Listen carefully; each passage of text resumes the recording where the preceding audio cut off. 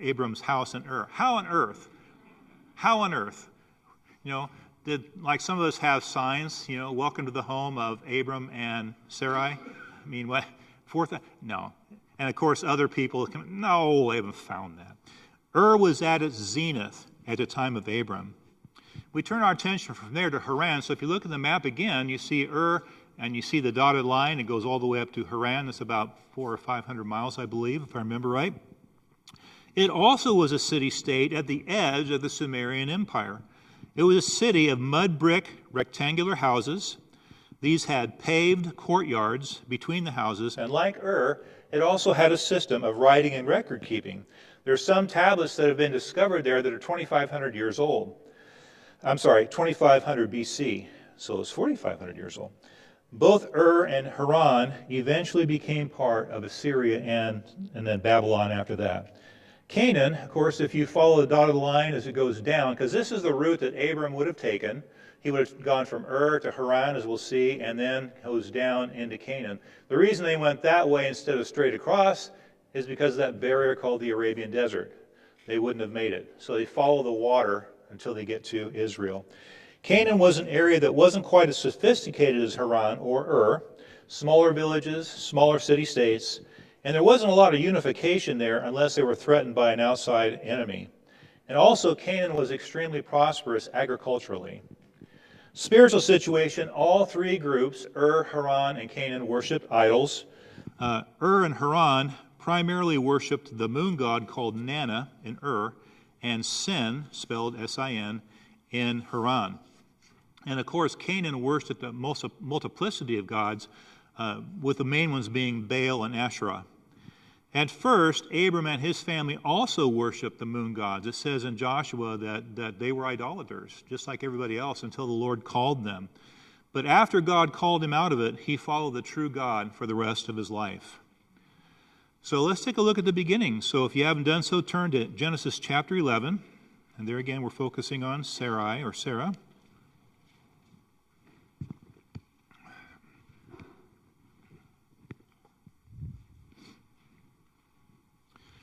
And you can turn that map off if you want. Thank you very much, Taryn. So Genesis 11, verse 29. Abram and Nahor took wives for themselves.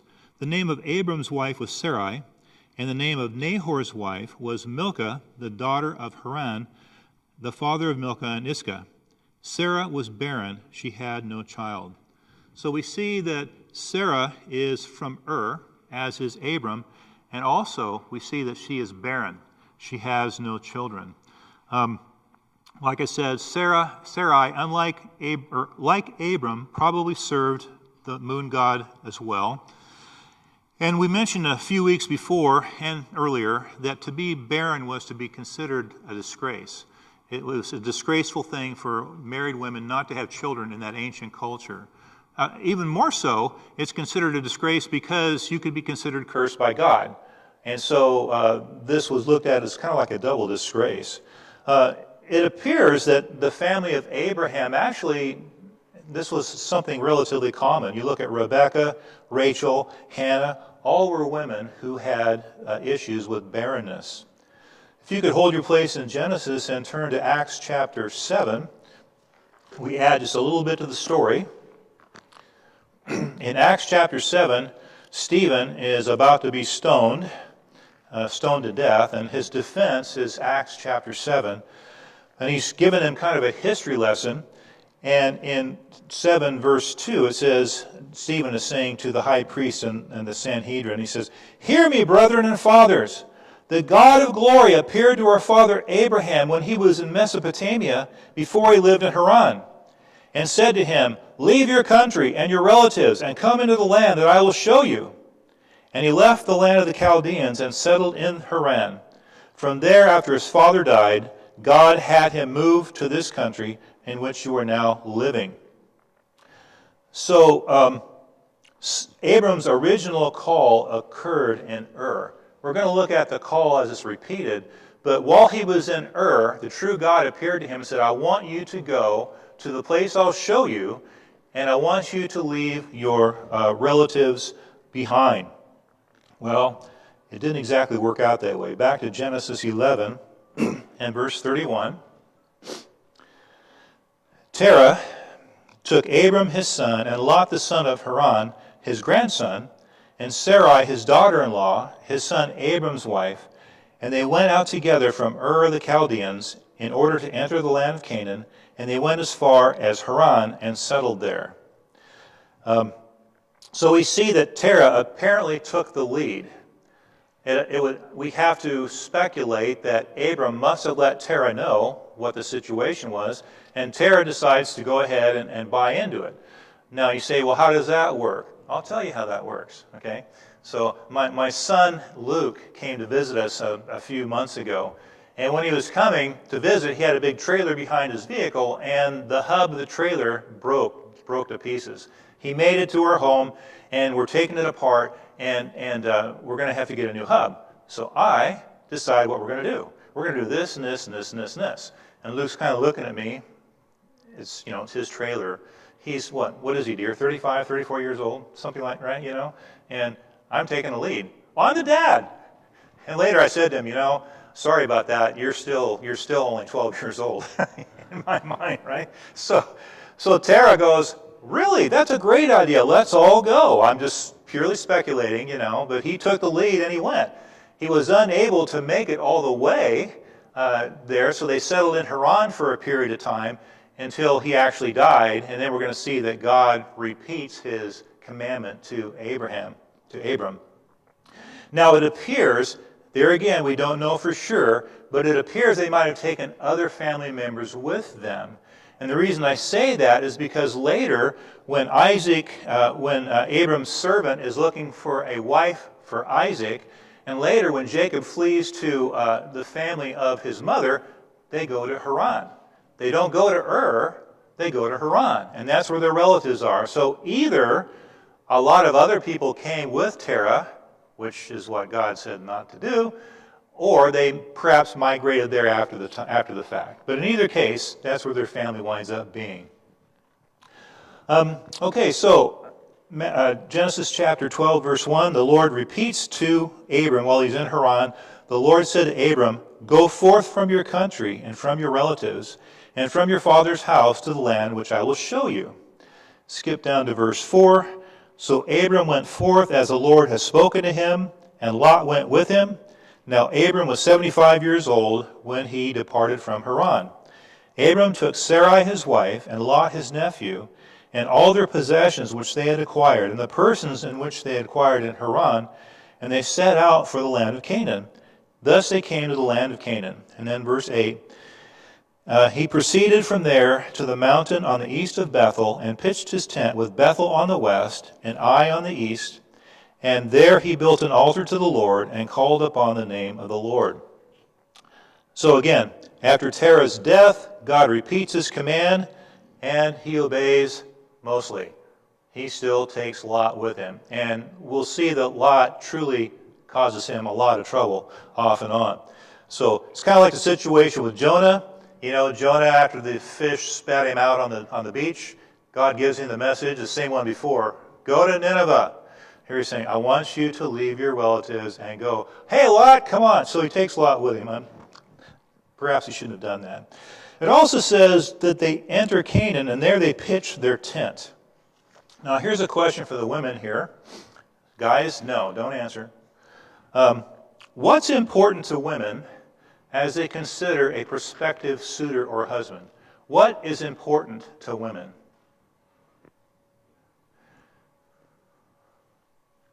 Linda Lou.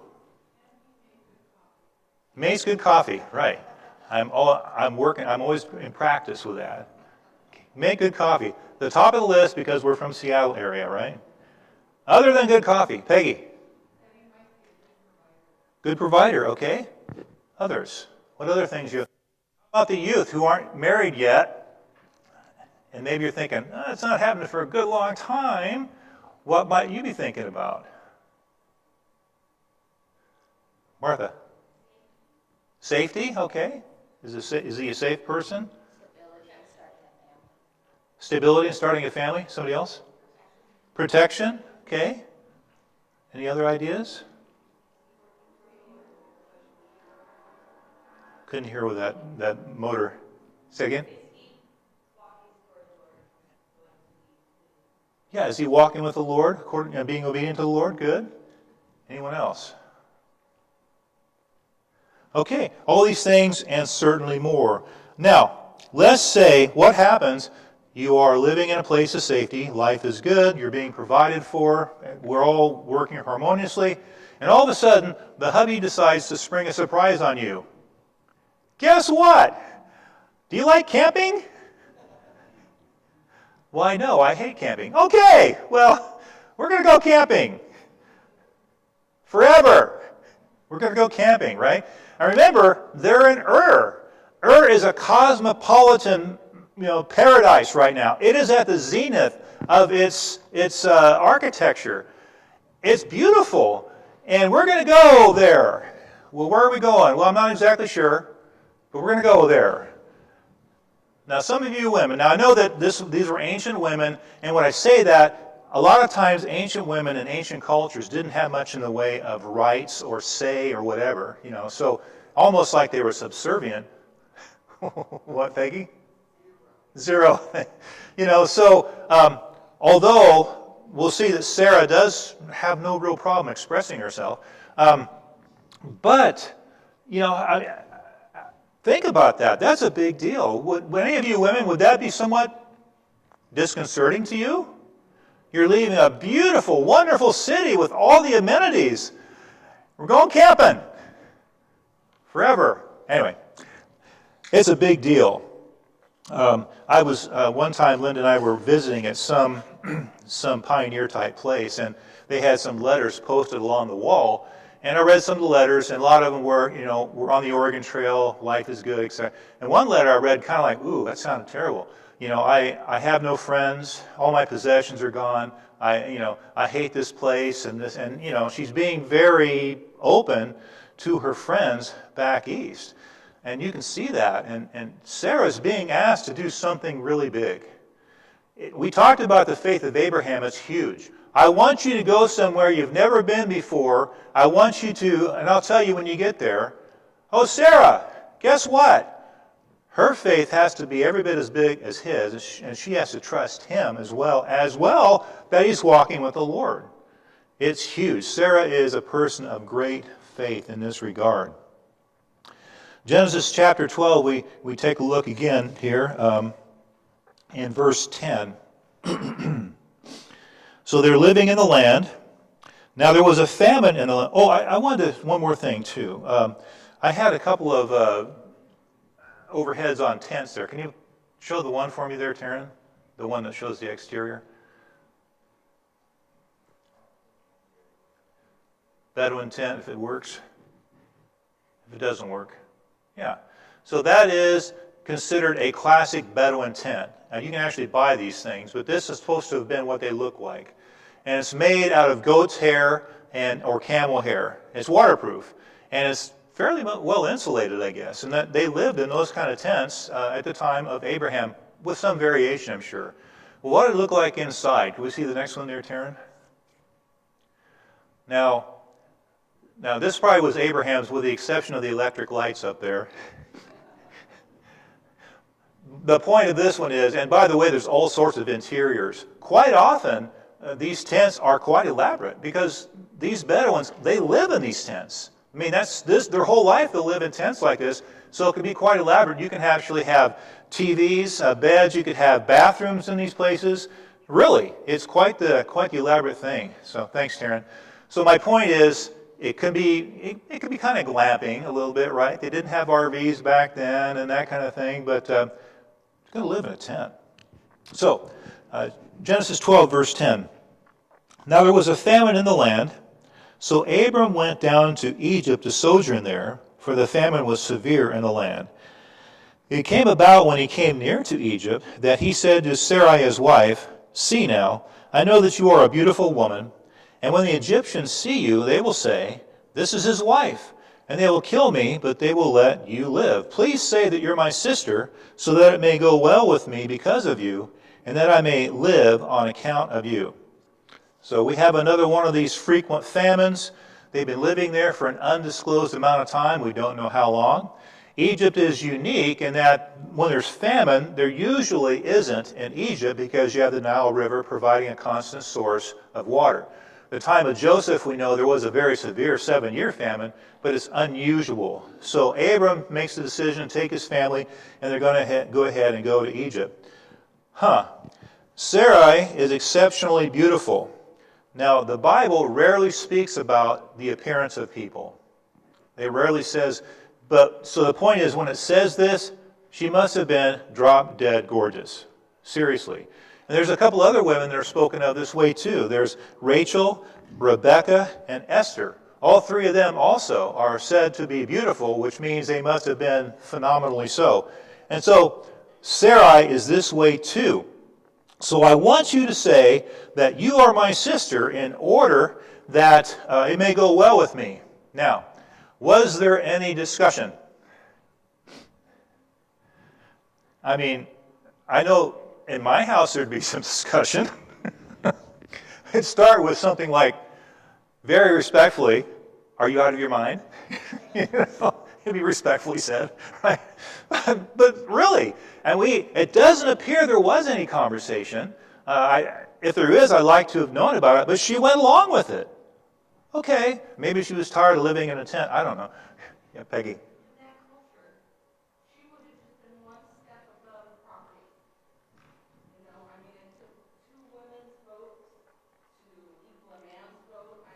Okay. There wouldn't be a lot of discussion. Okay, but she is commended for this, by the way, in 1 Peter, which if we have time, we'll get to it. But she is commended that she appears to go along with this thing, even though it is way out there. And Peggy, I even have my notes here. Ancient times, women often had little or no right to it. That didn't stop them from thinking. And it also didn't stop Sarah from talking at different times, as we'll see. Well, it so happened that Pharaoh did indeed notice Sarai and brought her into the harem. Then God struck him with plagues, and somehow he found out that she is this man's wife. We don't know how did it happen. Was it through their divination? Was it something that she said to him, oh, by the way, the reason you're all sick is because we don't know. But word gets out, and he realizes that, and he actually gives his wife back, but also gives Abram a rebuke. In chapter 12, verse 19, he's giving her back. And he says, why did you say she's my sister, so that I took her for my wife? Now then, here's your wife. Take her and go. Pharaoh commanded his men concerning him that they escorted him away with his wife and all that belonged to him. They gave him an escort out of the country, a military escort, I'm sure. It wasn't because he was a man of great honor, but because of the stupid thing he did. What else is he going to do? So they get him out of here. There again, how might Sarah have felt about this? She's in this harem for a bit. Oh my goodness. And thankfully, she gets delivered. But how would it make you feel? Any thoughts? I know not good, right? Oh, and also they probably picked up Hagar while they were in Egypt. That's almost a certainty because Pharaoh did give lots of servants and animals and money to Abram. All right, so let's take a look at God's blessing and promise in chapter 13, verse 1. So Abram went up from Egypt to the Negev, which is the desert area in southern Israel. He and his wife and all that belonged to him, and Lot with them. Now Abram was very rich in livestock, in silver, and in gold. So we see Abram and Sarai are extremely rich. They are very, very wealthy. Now for the women here, does that kind of blunt having to live in a tent? Being extremely rich? You're all just kind of looking at me. I mean, you're rich, but I'm living in a tent. But maybe it's a nice tent, they're glamping. So it's perhaps a nice tent. But, it's still a tent. But they're very, very wealthy. So that's actually okay, probably. And by the way, many, many Arab Bedouins exist today, and families. They raise their whole families in these tents out in the wilderness. Go ahead, Dave. I have not.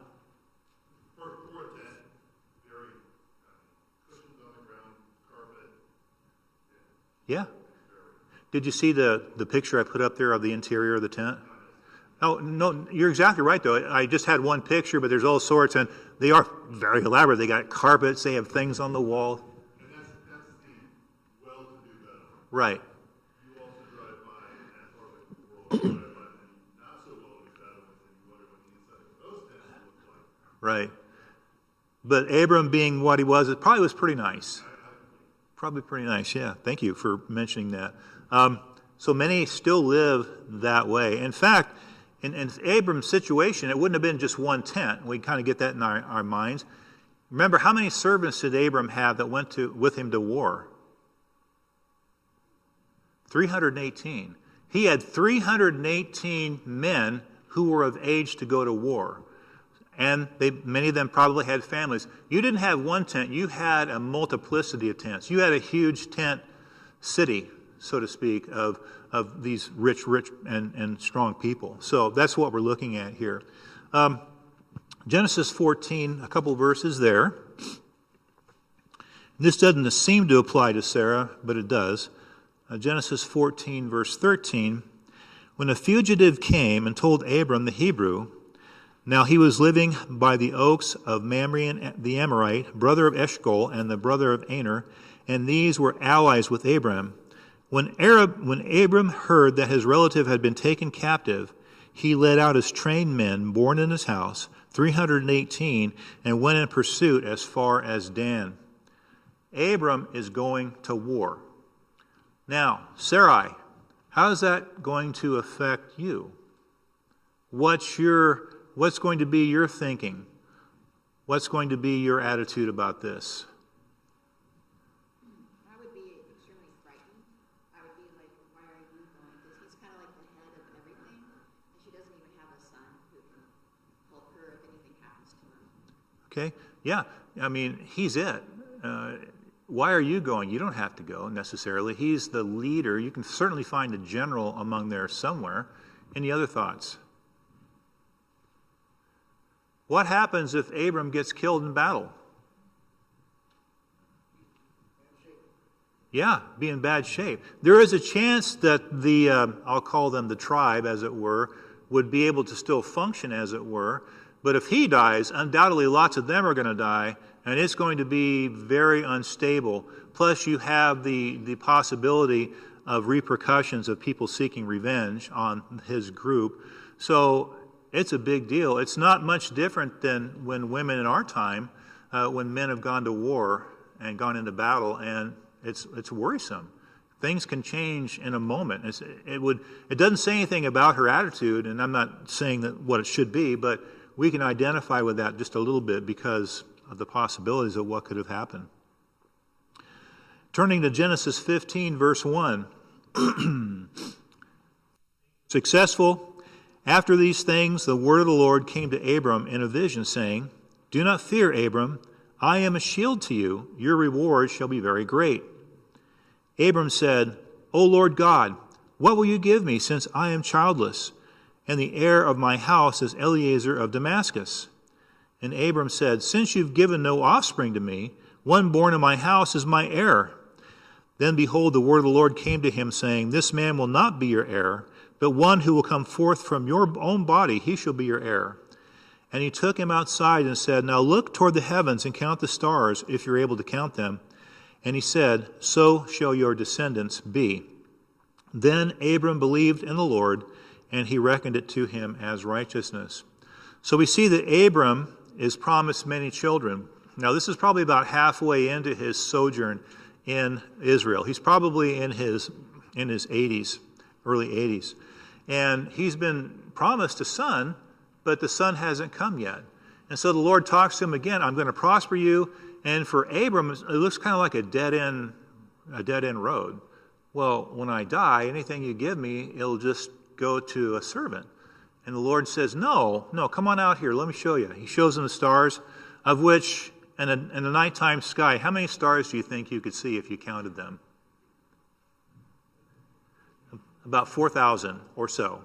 You know, some of the stars you're counting are actually galaxies, but you don't know that, right? So about 4,000 stars, which still is astonishingly a lot, right? So he looks up, if you can count the stars, which he wouldn't have been able to, that's how many you're going to have.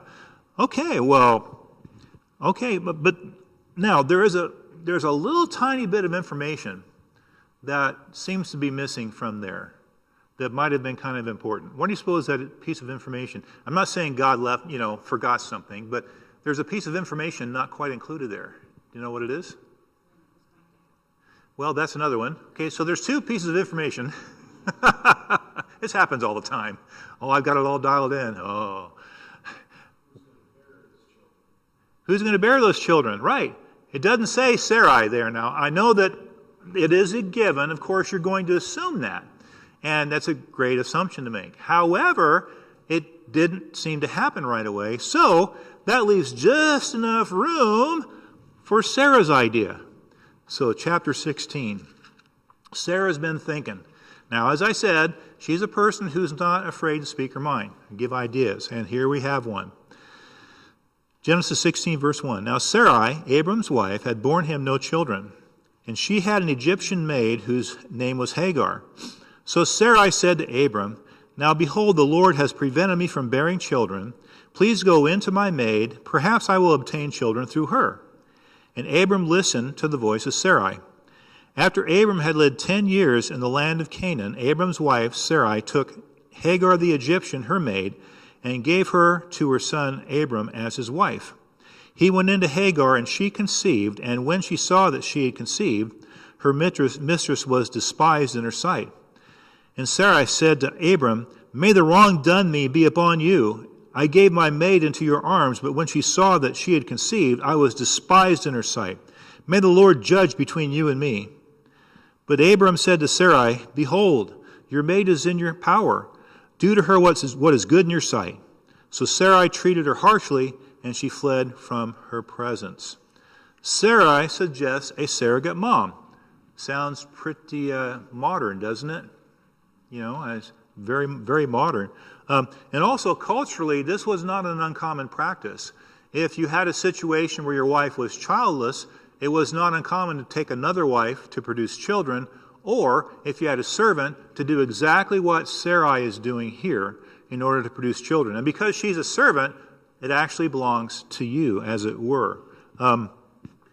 Abram's response, he goes along with it. We don't have any discussion. We don't have anything said. We don't know what the discussion was between them, but he went along. Now, there again, culturally, it seemed like the right thing to do. There's actually things in the law of Hammurabi and Ur-Ami, both of them. This is okay to do. But what do you think, men? What do you think should have been the response in that situation? Or maybe I should say, what do you hope your response would have been? What's that? No way, right? No. I mean, that's what it should have been.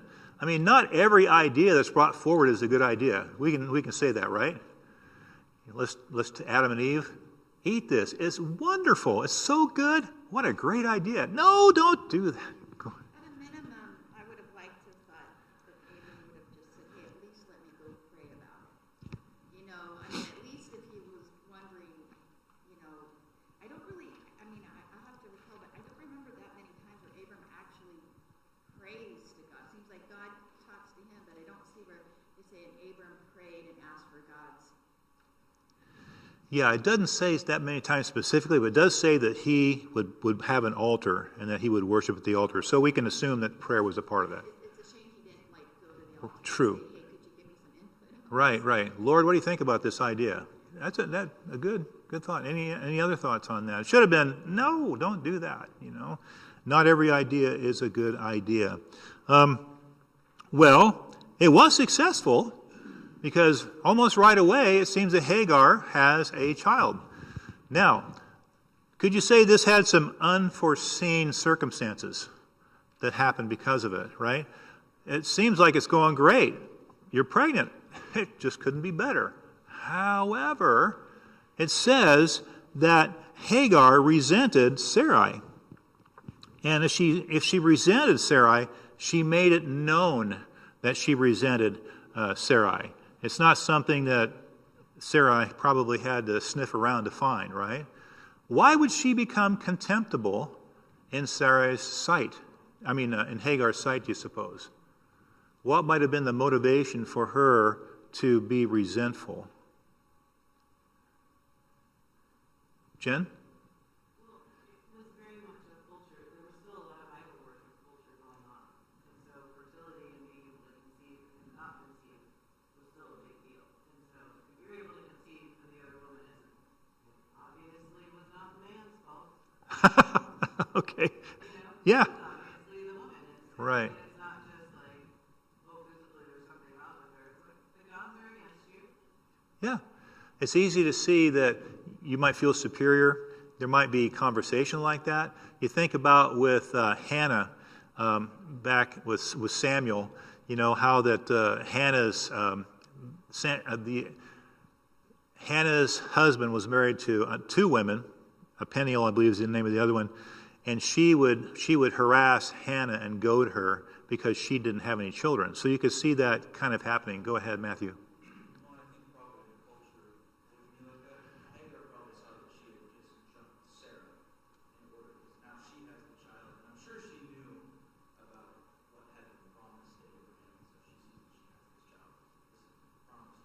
Right.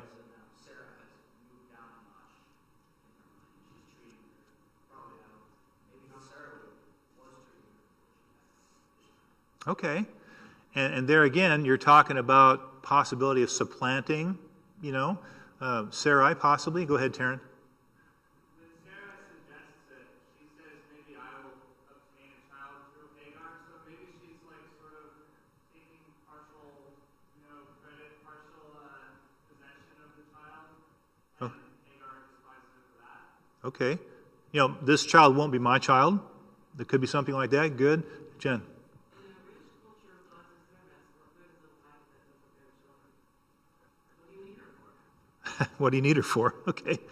Yeah, she's not doing her part, as it were. Yeah. So you can see there again, we don't know specifically, but you can see how this might germinate and actually cause Hagar to look down upon Sarai. And she undoubtedly did. And Sarai complains to Abraham. Now this is very interesting. I want to read it one more time. Verse 5. May the wrong done me be upon you. I gave my maid into your arms, but when you saw that she had conceived, I was despised in her sight. May the Lord judge between you and me. Does that sound funny to any of you, how she puts that?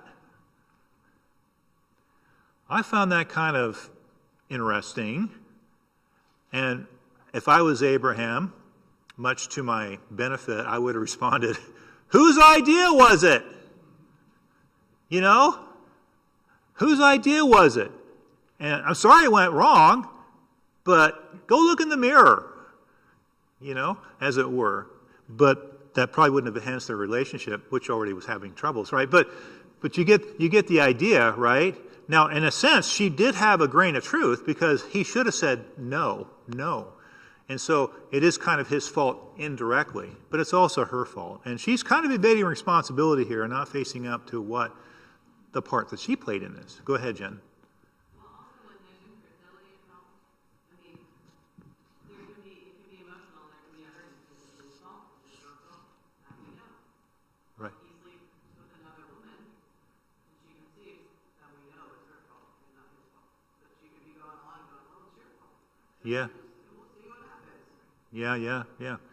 Anyway, Abram didn't exactly show some dynamic leadership here. He says, hey, she's your servant. Deal with it yourself. Go ahead, Sarah. Speaking of Sarah. So, but we also don't know how he treated Hagar. Maybe he was, because she did give him a child, he was more favorable. Oh, We don't know exactly. We don't know any. Everything I'm hearing, to me, it implies that there's an emotional connection between Abraham and Sarah. Otherwise, he would have had the baby with another servant taken another wife years ago, just to have an heir. But he didn't do that. oh, There's something more going on in that relationship. But perhaps and that's part of what Sarah was angry. Or Hagar was angry because he was getting a little bit more affection from Hagar. Picture this. I like your thinking. Oh, I'll get to you in a second, John. I gotta be a ham for just a minute. Oh, Abram, come here. I felt the baby move, Abram. You want to feel the baby move? Oh, hi, Sarah. I'm talking to. You want to feel the baby move? And looking at Sarah, right? Oh man, can you see that? Can you? Yeah, and he would have been excited. That's amazing. That's my son. Oh my goodness. Can you see that? John, go ahead. I see a couple of things that reflected my experience. Sarah is drop dead gorgeous. Hagar is doing all the work. She's not getting rewarded for it. And she's hormonal. She's hormonal.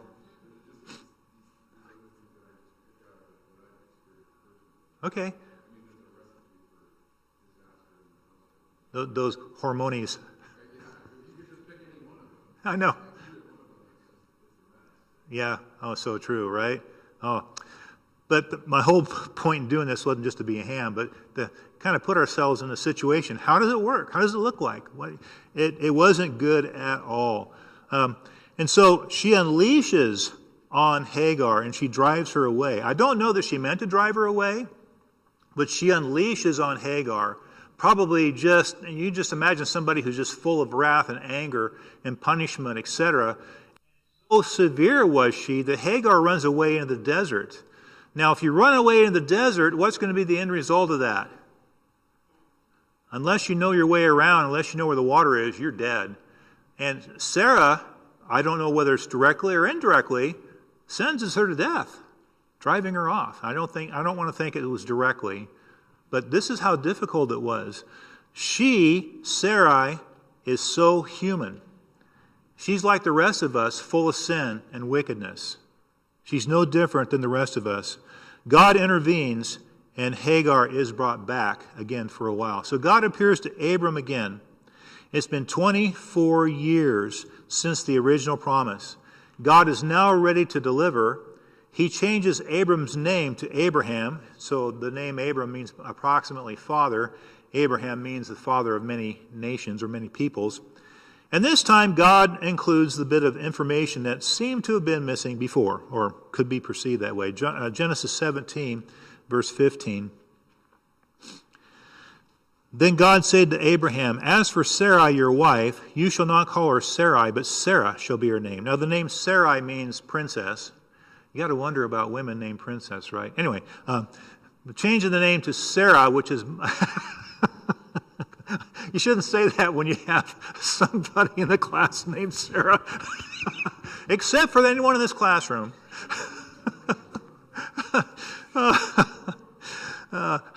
Jeff, how come your class loses so many students? I don't know how that happens. I'm so sorry. Anyway, Sarah means my princess, means princess in general. So in other words, he changes the scope of her name to be not just Abram's princess, but princess for many, as it were. Okay? Boy, am I embarrassed. Here we go. Okay. Verse 16. I will bless her, and indeed I will give you a son by her. Then I will bless her, and she will be the mother of nations. Kings of peoples will come from her. Then Abram fell on his face and laughed and said in his heart, "Will a child be born to a man 100 years old? And will Sarah, who is 90 years old, bear a child?" And Abraham said to God, "Oh, that Ishmael may live before you." But God said, "No, but Sarah your wife will bear you a son, and you shall call his name Isaac. And I will establish my covenant with him for an everlasting covenant for his descendants after him." So God makes clear that Sarah will be a mother. Now she's 90 years old. She is past childbearing age, okay? So Abraham's response was he laughs. Yeah, I could see that.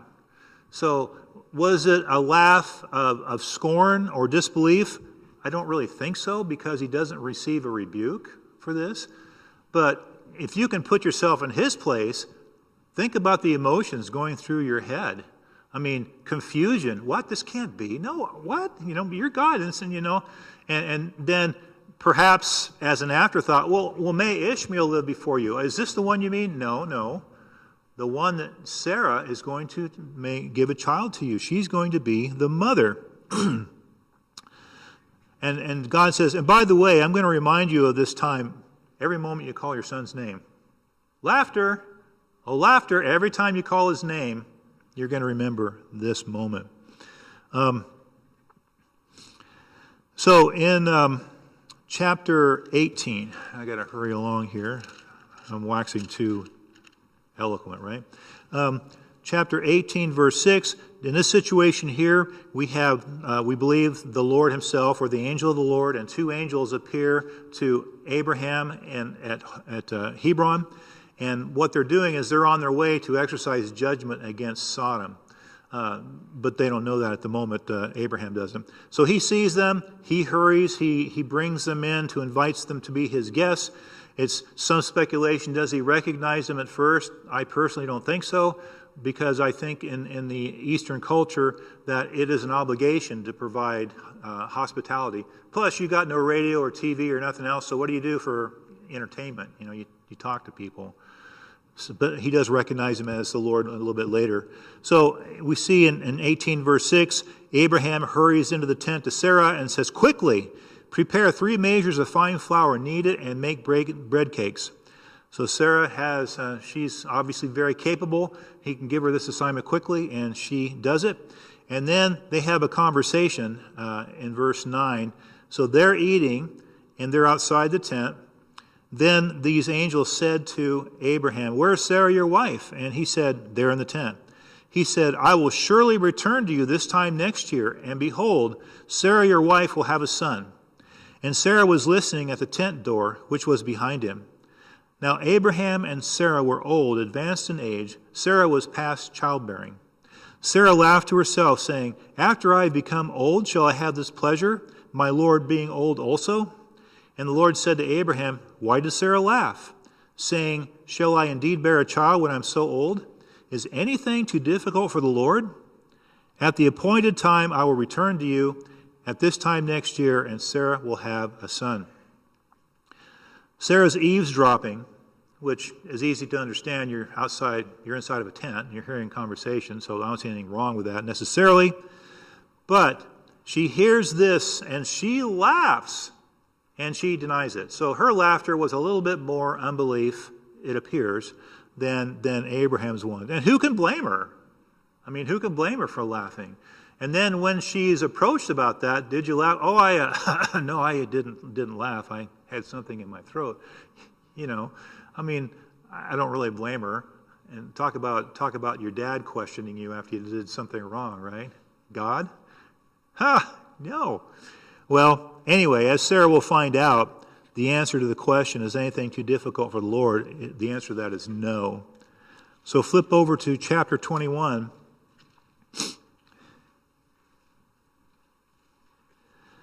In verse 1, "Then the Lord took note of Sarah as he had said, and the Lord did for Sarah as he had promised.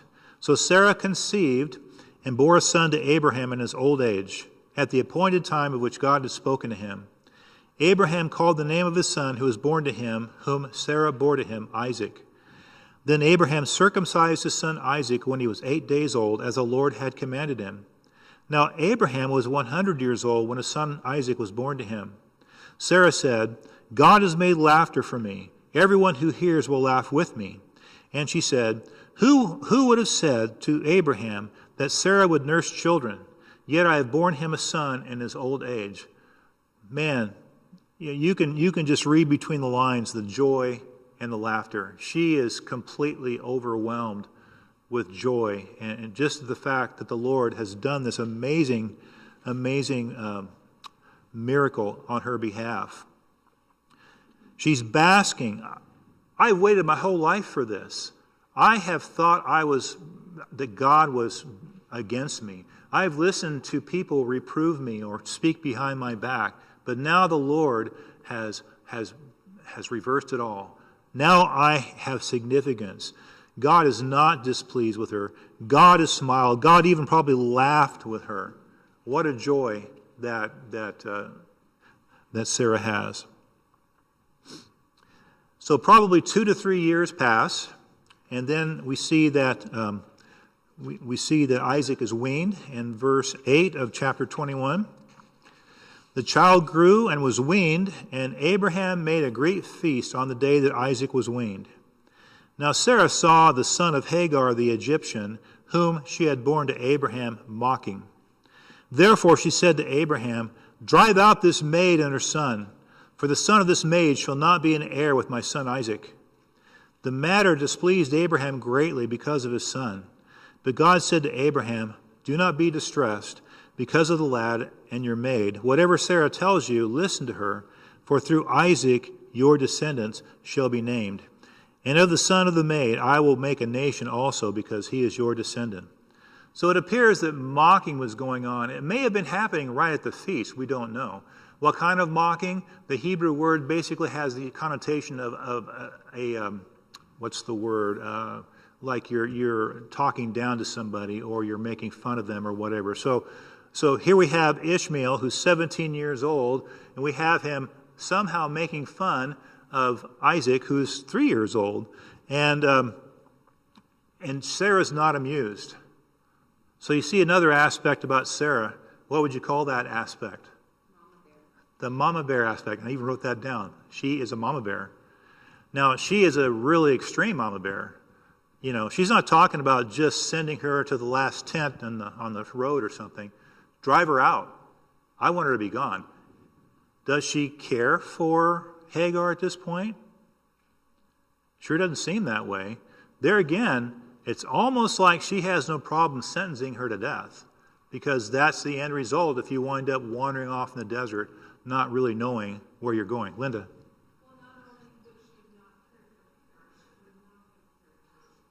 Right.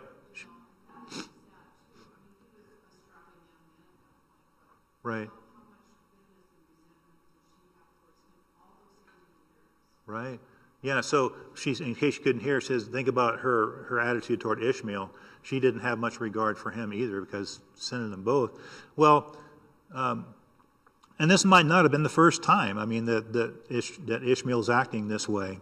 Now, there is a code called the Code of Ur-Ami, which is like the Code of Hammurabi, but it was in existence at that time. Now, they weren't obligated to obey it, but at that time there was a code that said that if this situation occurs, that you're a wife and you have a servant, the servant bears a child, you're not allowed to cast the servant and her child off.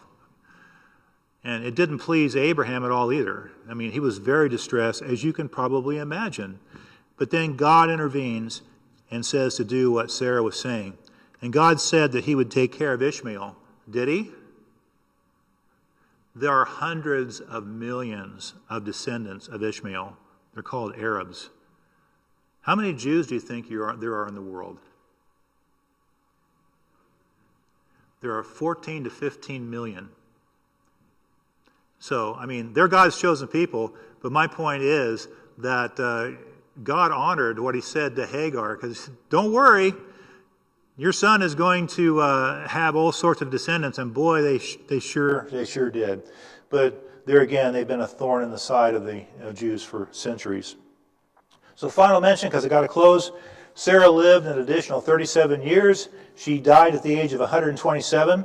She is the only woman in the Bible whose age is recorded at her death. No other women are. And Abraham gets a burial place for her. And also, Sarah is named in the Hall of Faith in Hebrews 11, which is amazing to me.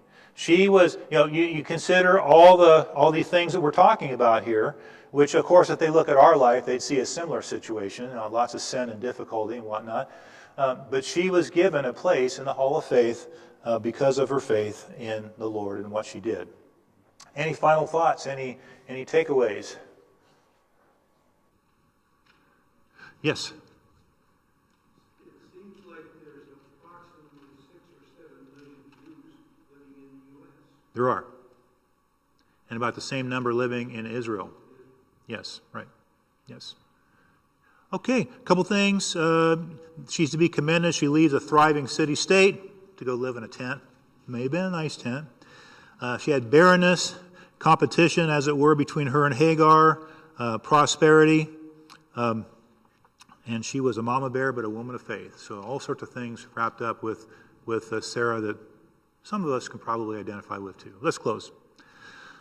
Lord, we do thank you again. We thank you for giving us our heroes, our biblical heroes, in everything, Lord, warts and all, as we say. And we look at Sarah, and you have been kind enough to point out some of the difficulties, as you do in the men as well.